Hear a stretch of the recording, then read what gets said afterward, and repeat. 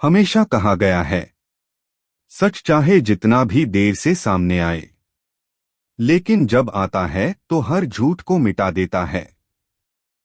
और यही सच अब उस घर में दस्तक देने वाला था, जहां अहाना को बार बार झूठा ठहराया गया था।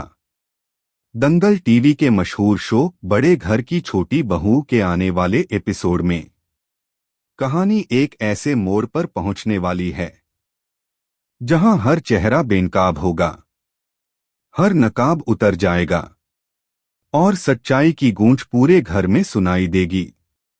घर के बीचों बीच दरगाह देवी बैठी थीं। चेहरे पर कठोरता, आंखों में तमतमाहट, और सामने थी बेगुनाह अहाना, वो बहू जिसने हमेशा घर की इज्जत के लिए अपनी खुशी कुर्बान की, लेकिन फिर भी उसे ही बदनाम ठहराया गया। मगर आज वक्त ने करवट ली थी। वो शख्स जिसने सबसे पहले अहाना पर इल्जाम लगाया था, टीटू कंडा, वो अब सबके सामने खड़ा कांप रहा था। उसकी आवाज भर्रा रही थी, पर उसने हिम्मत जुटाई और बोला, मैं सब सच बताऊंगा। जो कुछ भी हुआ वो अहाना का कसूर नहीं था। वो सब एक साजिश थी, और उस साजिश के पीछे थी हमारी अपनी पीसी मुनी और उस मोहल्ले का बदमाश लड़का। कमरे में सन्नाटा फैल गया। हर कोई एक दूसरे को देखने लगा। किसी को अपने कानों पर यकीन नहीं हो रहा था। अर्जुन भी वहीं खड़ा था। उसका चेहरा हैरानी और गुस्से से लाल था। दरगाह देवी की आंखें फैल गईं। उन्होंने ठंडी आवाज में पूछा, क्या तुम सच बोल रहे हो टीटू? टीटू ने सिर झुका दिया। हाँ माई, सच बोल रहा हूं। अहाना को फंसाने की पूरी चाल पीसी मुनि की थी। वो चाहती थीं कि अहाना की इज्जत मिट्टी में मिल जाए, ताकि अर्जुन उससे नफरत करने लगे और घर की सारी ताकत उनके बेटे पोल्टोसा के हाथ में आ जाए। यह सुनते ही पूरा घर थर्रा गया। पीसी मुनि की आंखों में डर उतर आया। वो बुरी तरह घबरा गईं। यह झूठ है, मैं कुछ नहीं जानती। लेकिन तभी अर्जुन ने वह मोबाइल रिकॉर्डिंग चलाया, जो टीटू ने छिपाकर रखी थी। उसमें साफ सुना जा सकता था कि पीसी मुनि और वह बदमाश लड़का कैसे अहाना के खिलाफ झूठे सबूत बनाने की बात कर रहे थे। कमरे में सबकी आंखें चौड़ी हो गईं।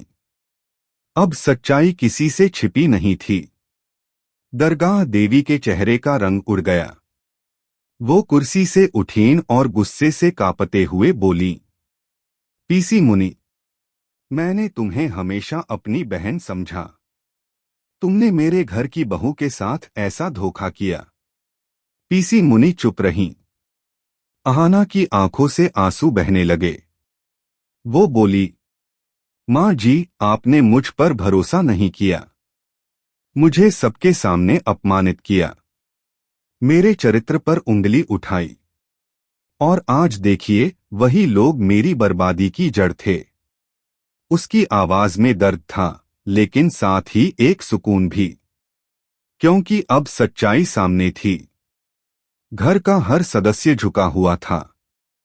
हर नजर अहाना की तरफ झुक गई थी, उस औरत की तरफ जिसे झूठे इल्जामों में जलाया गया था। दरगाह देवी अब खामोश थीं। उनकी आंखों में पछतावे की झलक थी। धीरे से उन्होंने अहाना के पास जाकर कहा, बेटी, मुझसे बहुत बड़ी भूल हो गई। मैंने तुम्हें गलत समझा, तेरी सच्चाई पर शक किया। आज मुझे एहसास हुआ कि तू इस घर की शान है, न कि बदनामी। अहाना ने सिर झुका लिया। माँ जी, मुझे आपसे कोई शिकायत नहीं, क्योंकि अगर झूठ सामने न आता तो सच की कीमत कौन समझता। कमरे में अब सबकी निगाहें दरगाह देवी पर थीं। उन्होंने गहरी सांस ली और बोली, न्याय तभी पूरा होगा जब गुनहगारों को सजा मिलेगी। वो सीधे पीसी मुनि की तरफ बढ़ी।